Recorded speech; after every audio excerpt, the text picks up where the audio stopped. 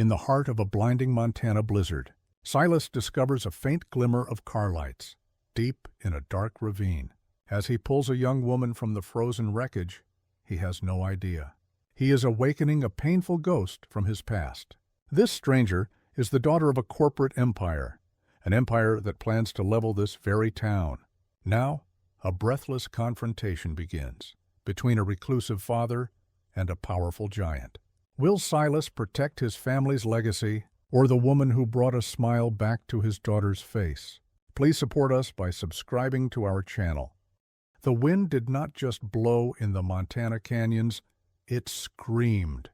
It was a hollow and hungry sound that clawed at the timber of the old cabin. Silas stood by the window. He watched the white curtain of snow erase the world outside.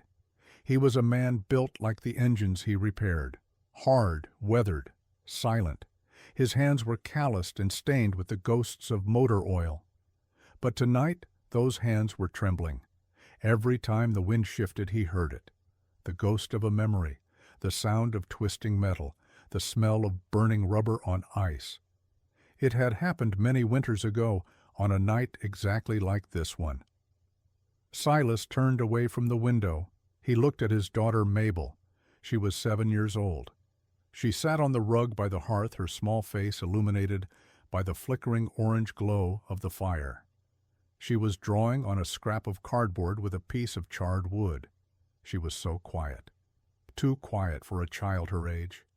Silas walked to the heavy oak door. He grabbed his canvas coat. "I have to check the generator, Mabel," he said. His voice was like gravel rubbing together. The little girl didn't look up. She only nodded. Silas stepped out into the cold. The air hit him like a physical blow. It was -20 degrees. The snow was a blinding fog. He struggled toward the shed. Then he saw it. A flicker. It was faint. A pale dying amber light deep in the ravine at the edge of his property. His heart stopped. "No," he whispered. "Not tonight. Not again." He didn't think. He didn't grab a flashlight. He simply ran.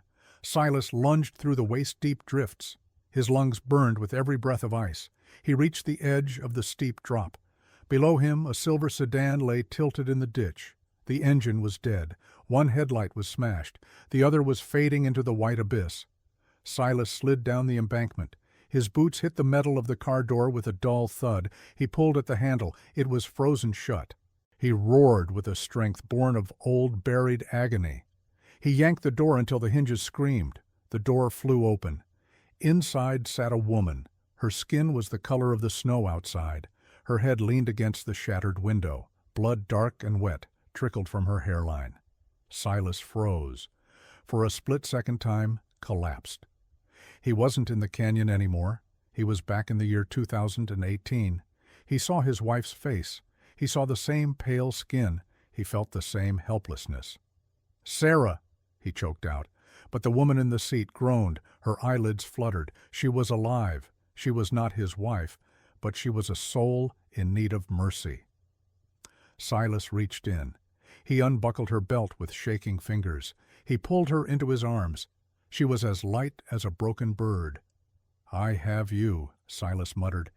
He pressed his face against the freezing wind. "I will not let you go. Do you hear me? I have you." The climb back up the ravine was a war. Every step was a struggle against the gravity of the earth and the weight of his own memories. His muscles screamed. His vision blurred. But he kept moving. He burst through the front door of the cabin. Snow swirled into the warm room. Mabel stood up. Her eyes went wide. "Clear the table," Silas barked. He laid the woman down on the heavy wooden surface. He stripped off his soaked coat. "Get the blankets, Mabel, the thick ones, now." The girl moved like a shadow. Silas checked the woman's pulse. It was thin, thready, like a fraying rope. He began to rub her hands. They were like ice. "Come back," he whispered. "Please, just come back." He spent the next hour in a fever of movement. He boiled water. He cleaned the cut on her forehead with gentle, clumsy fingers. He wrapped her in layers of wool and heated stones from the fireplace. He worked with a desperate, quiet fury. Mabel watched from the corner. She saw her father's face. She saw the tears he didn't know he was shedding. Finally the woman stirred. A soft sound escaped her lips, a sigh. Her eyes opened. They were a deep, clear green, like the pines after a spring rain. She looked at Silas. She looked at the rough wooden ceiling. Where? She drifted off. "You're safe," Silas said. He sat back on a stool, his legs finally giving out. "You're in my home. You're in Montana." The woman tried to sit up. Silas placed a firm hand on her shoulder. "Rest," he commanded. "The storm is still out there. You have nowhere to go." She looked at him for a long moment. She saw the oil under his fingernails. She saw the deep lines of sorrow around his eyes. "Thank you," she whispered. Then she fell back into a deep sleep. Silas did not move. He sat by the table for the rest of the night. He listened to the wind. It was still screaming, but for the first time in many years the silence inside the cabin felt different. It did not feel like a tomb. It felt like a beginning. Silas looked at the woman's hand resting on the wool blanket. He had saved her. He had beaten the storm, but as the fire burned low, a new fear took root in his chest. Who was she, and what had she brought with her into his quiet, broken world? The lantern on the mantel flickered. The oil was running low. Silas watched the shadows dance on the wall. He knew the morning would bring questions, but for now there was only the steady, rhythmic sound of her breathing. It was the most beautiful sound he had heard in a very long time. The morning arrived with a blinding whiteness. The storm had passed, but it left behind a world buried in 3 feet of fresh powder. Inside the cabin the air smelled of cedar smoke and old pine. Grace woke up slowly. Her head throbbed with a dull rhythm. She looked around the room. It was a simple place, practical, masculine. Everything was made of heavy wood or cold iron. There were no curtains on the windows, no bright cushions on the chairs. It was a house built for survival, not for beauty. She saw the man, Silas. He was at the stove, his back to her. He was stirring a pot of oatmeal. His shoulders were broad. His movements were precise and careful. Then she felt a pair of eyes on her. In the shadows near the heavy bookshelf, a small figure sat curled in a ball. It was the little girl, Mabel. She was as still as a statue. In her hand was a jagged piece of charcoal from the fireplace. She was pressing it against the back of an old cereal box. Grace watched her. The girl was drawing, but there were no flowers, no suns. She was drawing the storm, dark, heavy lines of black soot, jagged slashes that looked like wounds on the cardboard. Grace tried to sit up. A sharp pain shot through her temple. Silas turned immediately. He seemed to hear her movement before he saw it. "Stay down," he said. His voice was low, like a distant rumble of thunder. He brought a bowl over to her. "Eat. You lost a lot of heat last night." "Thank you," Grace whispered. Her voice was raspy. She looked past him at the girl. Mabel had stopped drawing. She was staring at the floor. "She is very talented," Grace said softly. Silas looked at his daughter. A flicker of something passed over his face. It wasn't pride. It was a deep, aching sadness. "She doesn't talk much," Silas said. "Not since her mother passed. She just draws." He went back to the kitchen. He moved with a heavy heart. Later that afternoon, Silas went out to shovel the snow away from the workshop. The cabin grew quiet. Grace crawled out from under the heavy wool blankets. Her legs felt like jelly, but she had a goal. She dragged her suitcase from the corner. It had been salvaged from the wreck. She opened it. Among the clothes and the books, there was a flat tin box. Grace walked over to the corner where Mabel sat. She moved slowly so she would not startle the child. She sat down on the floor. Mabel did not look up. She kept rubbing the charcoal into the cardboard. Her fingers were stained black. Grace opened the tin. Inside were 24 cakes of professional watercolor paint, emerald green, cobalt blue, crimson lake. They glowed like jewels in the dim light of the cabin. Grace dipped a small brush into a jar of water on the table. She touched the blue paint. She reached out and painted a small, bright circle on the corner of Mabel's cardboard. The girl froze. She looked at the blue circle. It was the color of a summer sky. "Why did you do that?" Mabel asked. Her voice was tiny. It sounded like it had been hidden in a box for years. Grace smiled. "Because the world is too gray today, Mabel, and gray is a lonely color." Mabel looked at the charcoal in her hand. Then she looked at the vibrant paints. "My mother had these," Mabel whispered, "but the boxes are all locked away. Papa says they make him sad." Grace felt a pang in her chest. Colors aren't just for painting, Mabel. They are a language.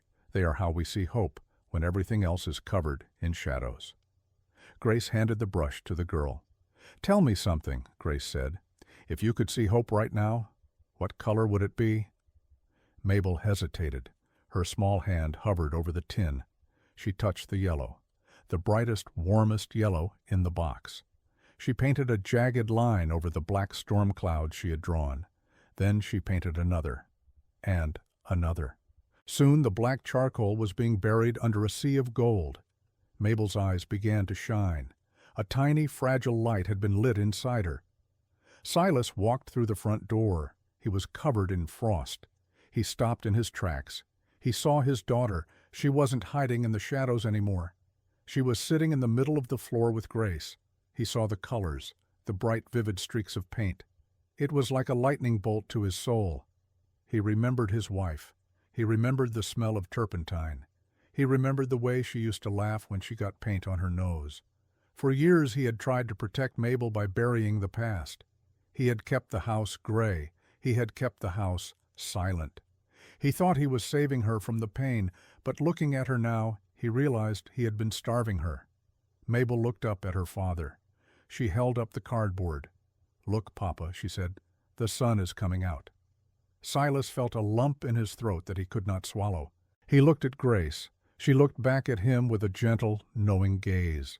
She wasn't just a stranger he had pulled from a wreck. She was something else. In that moment, Silas began to wonder. Perhaps the storm hadn't sent her here to die. Perhaps she had been sent to bring his daughter back to life. He took off his hat. He sat down at the table. For the first time in a very long time, he didn't feel the need to look at the clock. He didn't feel the need to check the locks. He just watched. He watched the yellow paint mix with the water. He watched the way Grace spoke to Mabel with such patience. The cabin felt warmer. It wasn't the fire. It was the light.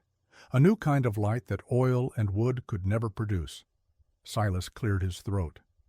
"The road is still blocked," he said. His voice was softer now. "You should stay, as long as you need." Grace nodded. "Thank you, Silas." The evening moved on.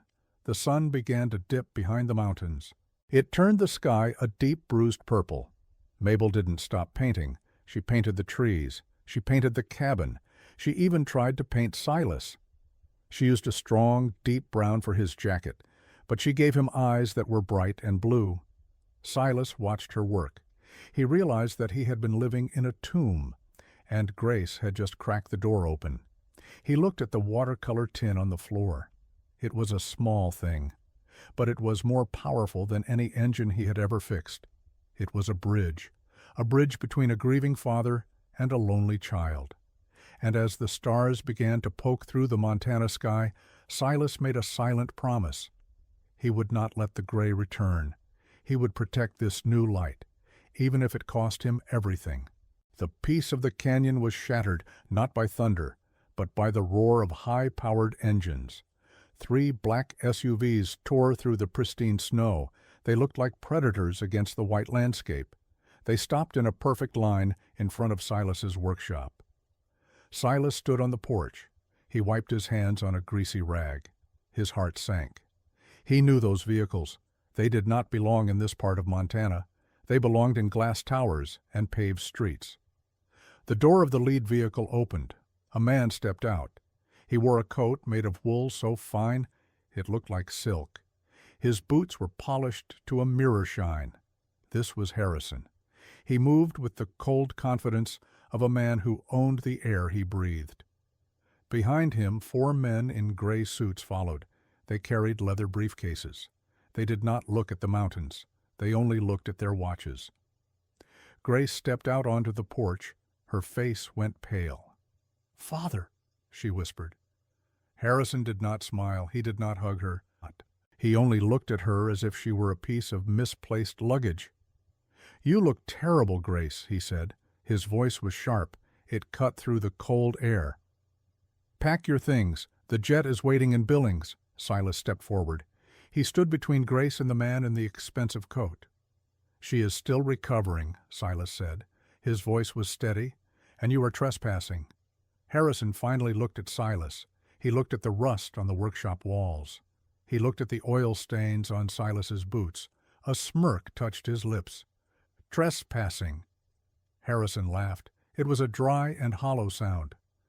"That is an interesting word choice." He turned to one of the men in suits. The man handed him a folder. Harrison held it up. "This workshop was built by your grandfather, wasn't it, Silas?" Harrison asked. Silas narrowed his eyes. "What of it?"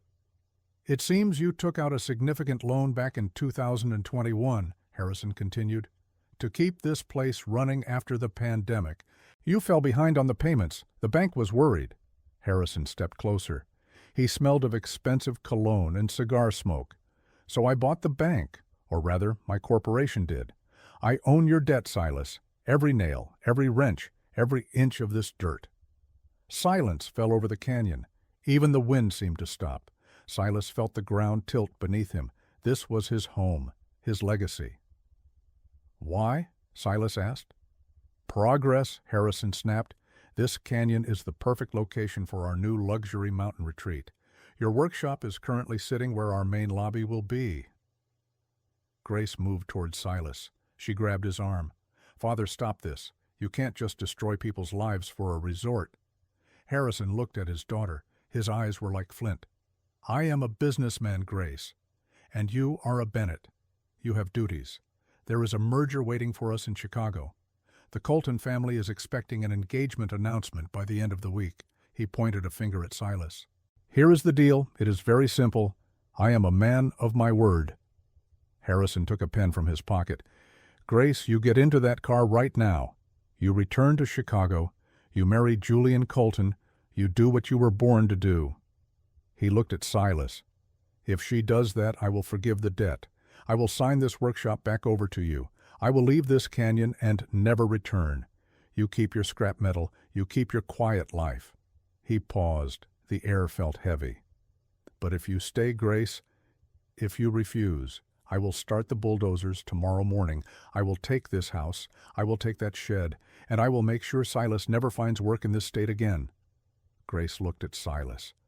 Her eyes were filled with tears. Silas felt a hot rage burning in his chest. But beneath the rage, there was a terrible fear. He looked at the cabin. He thought of Mabel inside. If he lost this place, where would they go? How would he protect her? Harrison checked his watch again. "I don't have all day. I have a board meeting at 4 o'clock. Silas looked Harrison in the eye. "You think everything has a price," Silas said. "Everything does," Harrison replied. "No," Silas shook his head. "Honesty doesn't. The way a father loves his child doesn't. You come here with your suits and your papers, but you are the poorest man I have ever met." Harrison's face turned a deep red. "Is that your answer, mechanic? You want to be a martyr?" Grace stepped in front of Silas. She looked at her father. "Give us an hour," she said. Her voice was trembling, but it was firm. Harrison straightened his tie. 60 minutes, Grace, not a second more. After that, the offer is off the table." He turned and walked back to his heated SUV. The lawyers followed, like sheep. Silas and Grace stood on the porch. The black cars sat idling. Their exhaust pipes sent plumes of gray smoke into the pure mountain air. It was a shadow of power that threatened to swallow everything they had built in the last few days. Silas looked at Grace. "Don't do it," he whispered. Grace looked at the workshop. She looked at the small window where Mabel was watching them. She saw the colors on the windowsill. She saw the life that was finally returning to Silas's eyes. She didn't answer. She only looked at the mountain peaks. They were high, they were cold, and they were indifferent to the greed of men. Silas reached out. He took her hand. His skin was rough. Hers was smooth. "We will find a way," he said. But as he looked at the fleet of black cars, he wasn't sure if he believed his own words. The clock was ticking, and the shadows were growing longer. The 60 minutes were disappearing. Every tick of the clock on the mantel felt like a hammer blow against Silas's chest. Grace stood by the window. She watched the black SUVs. Their engines were still running. Their exhaust was a foul gray mist against the snow. She turned to look at Silas. Her heart was breaking into 1,000 jagged pieces. She saw the man who had pulled her from the wreckage. She saw the father who had finally begun to smile again. If she stayed, he would lose everything. His home, his workshop, his dignity. Harrison would crush him. Her father did not make idle threats. He was a man who moved mountains to build monuments to his own greed. Grace knew what she had to do. She had to become the villain in Silas's story to save the hero's life. She took a deep breath. She steeled her heart. "Silas," she said. Her voice was different now. It was sharp, cold. It lacked the warmth of the last few days. Silas looked up from the table. His eyes were filled with a desperate hope. "We can fight him, Grace," he said. "The townspeople, they know me. We can go to the council." Grace laughed. It was a hollow and practiced sound. Fight him, with what Silas wrenches and old oil. She walked across the room. She picked up her silk scarf. She wrapped it around her neck with an air of elegance that felt foreign in the cabin. "I have been thinking," she said. She did not look him in the eye. "My father is right. Look at this place. It is freezing. It smells of wood smoke and old metal. I am an artist, Silas. I belong in galleries. I belong in places where people know the price of a vintage wine." Silas stood up slowly. His face was a mask of confusion. "What are you saying?" "I am saying that the novelty has worn off," Grace snapped. "It was a charming little adventure. Being rescued by a rugged mountain man. It was like a movie, but the movie is over. I am tired of being cold. I am tired of eating oatmeal and sitting on hard chairs." Silas flinched. It was as if she had struck him across the face. "You don't mean that," he whispered. "I saw you with Mabel. I saw the way you looked at these mountains." Grace turned her back on him. She could feel the hot tears burning behind her eyes. She swallowed them down. "I was bored, Silas. And Mabel, she was a project, a way to pass the time until the roads cleared. But my father is offering me my life back, my real life." She walked toward the door. "Keep the shop," she said. Her voice was flat. "My father will sign the papers. Consider it a payment for the rescue. We are even now." Silas watched her. He looked like a man who had been hollowed out. The light that had begun to flicker in his eyes was gone. "Even," he repeated. The word sounded like ash in his mouth. Grace stepped out onto the porch. Harrison was waiting by the lead car. He had a look of smug victory on his face. Silas stayed inside. He did not follow her. He could not bear to watch her walk toward the world of gold and glass. But Grace had one final task. Before she had spoken to Silas, she had walked to the corner where Mabel slept. The little girl was out in the shed looking for more cardboard. Grace knew she had only a moment. She took her leather-bound sketchbook, the one she carried everywhere. She placed it on Mabel's small wooden stool. She had spent the last hour of her freedom drawing. She flipped to the very last page. It was a drawing of the workshop, but it was bathed in the golden light of a Montana summer. Silas was standing in the doorway, tall and proud. Mabel was sitting on the fence holding a paintbrush. Grace was there too. In the drawing, she was laughing. At the bottom of the page, she had written a message in careful, bold letters. "Hold on to the shop, Mabel. Never let it go. It is your father's soul, and he is the bravest man I have ever known." Grace closed the book. She tucked a single dried wildflower between the pages. She walked away. The SUV door opened for her. The interior was warm. It smelled of leather and success. Grace sat in the back seat. She stared straight ahead. Harrison tapped the glass partition. "A wise choice, Grace. You always had a head for business." The fleet of cars began to move. They tore through the snow, leaving deep, ugly range. Inside the cabin, Silas stood in the center of the room. The silence was deafening. It was the same silence that had lived here for years, but now it was heavier. It was a silence filled with the ghost of a laugh and the scent of jasmine perfume. He felt the papers on the table, the legal documents Harrison's lawyer had left behind. The debt was gone. He owned his home. He owned his legacy. But as he looked around the empty room, he realized he had never been poorer.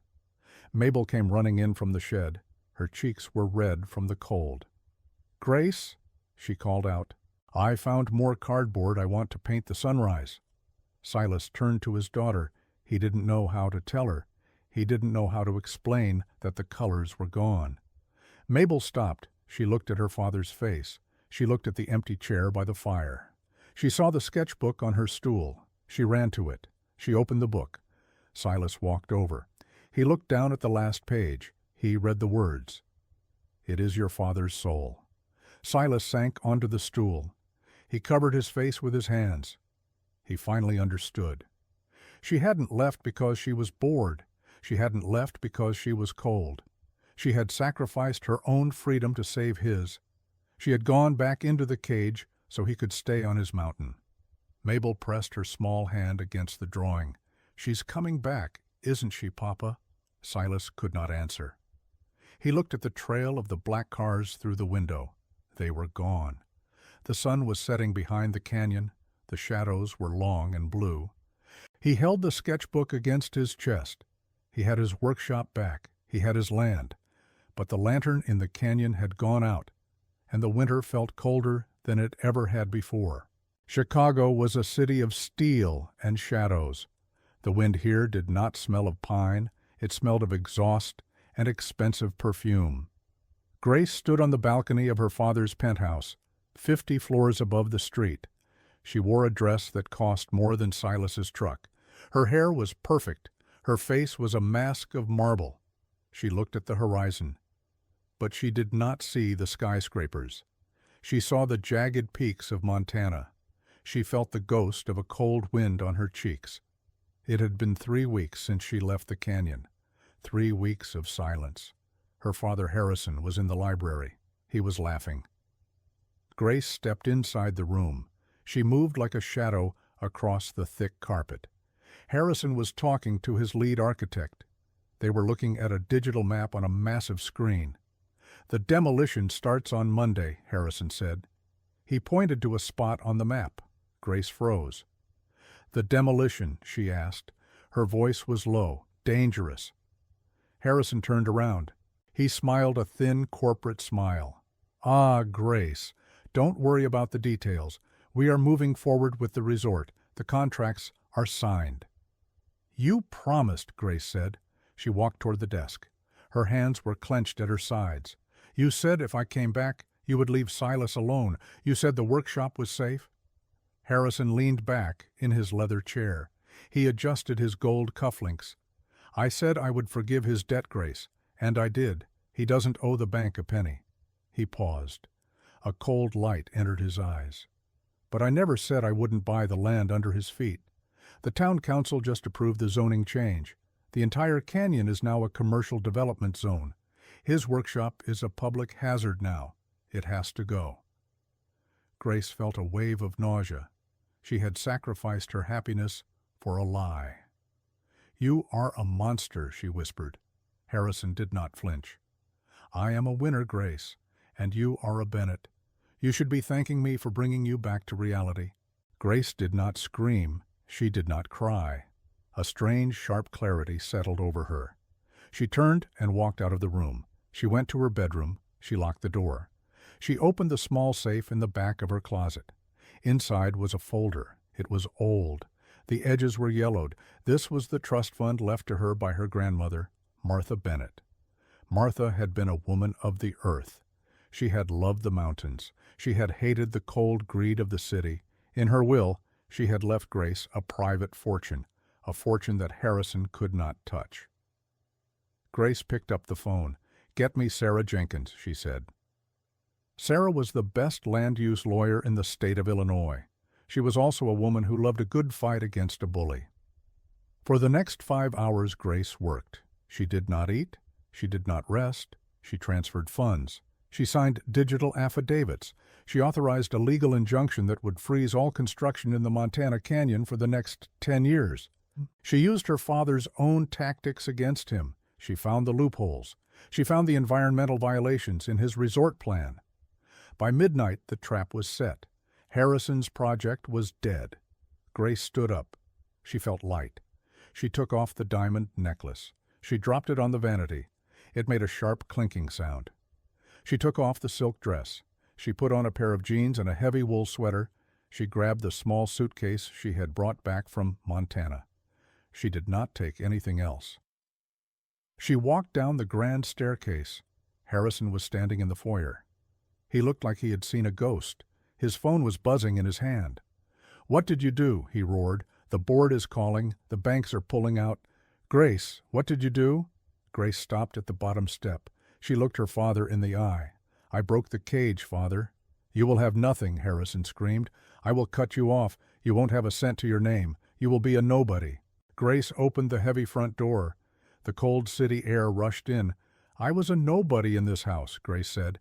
"On that mountain, I was someone who mattered." She stepped out into the night. She did not take a limousine. She did not call a private car. She walked to the bus station. The station was crowded. It was loud. It smelled of coffee and tired dreams. Grace stood in line at the ticket counter. "One way," she said. "To where, miss?" the clerk asked. Grace felt a smile touch her lips, a real smile. "To the mountains, to Montana." She sat on a plastic bench. She waited for the 4 a.m. bus. She looked at her hands. They were empty, but her heart felt full. She had renounced the gold. She had renounced the glass tower. She was going back to the oil stains. She was going back to the wood smoke. She was going back to the only man who had ever truly seen her. The bus arrived. It was old. It was covered in road salt. Grace climbed the steps. She found a seat by the window. The engine roared to life. The bus pulled away from the city. Grace watched the lights of Chicago fade in the distance. She thought of Silas. She thought of Mabel. She didn't know if Silas would forgive her. She didn't know if there was still a place for her at the table. But she knew one thing. The cage was broken, and she was finally free. The bus moved into the darkness, heading west.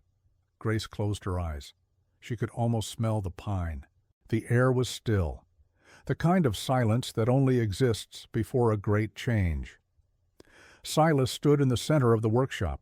The space felt enormous and empty. His heavy iron tools were packed into wooden crates. The walls were bare. The smell of grease and old metal was fading. He had lost the heart to fight. Ever since Grace left the mountain, felt like a prison of shadows. Every corner of the cabin reminded him of her laugh. Every sunset reminded him of the colors she had brought to Mabel's world. He picked up a heavy wrench. He stared at it for a long time. He had spent his life fixing things, broken engines, leaking pipes, shattered dreams, but he could not fix the hole in his own chest.